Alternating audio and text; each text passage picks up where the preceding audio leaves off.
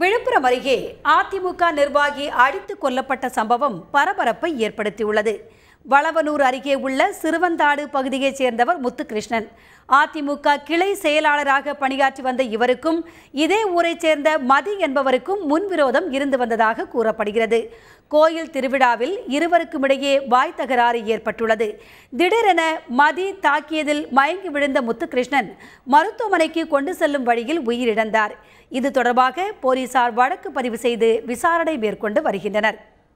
பக்கத்து வீட்டுக்காரர் வந்து சொல்கிறாங்க, மாமனுக்கு உடம்பு சரியில்லாமல் ஹாஸ்பிட்டலுக்கு இட்டுன்னு போய்க்கிறாங்களான்னு. ஓடி பார்க்குற ஒரு பையன் எதிர வந்து என்னை வண்டியில் ஏற்றின்னு போகிறான். போய் பார்த்தா ஆம்பளை மூச்சு பேசிடலாத எடுத்து வச்சுட்டு இருக்குதுங்க. யார் என்ன செஞ்சான் அவன் என்ன செஞ்சான்னு எனக்கு தெரியாதுங்க. என் ஆம்பளை யாருக்கிட்டையும் வீடு வம்புக்கு போக மாட்டாங்கங்க. ரெட்டால கட்சியில் இருக்கிறாருங்க, கிளை செயலாளருங்க. போன 2 10 வருஷமா அவர் தான், இப்பயும் அவர் தாங்க.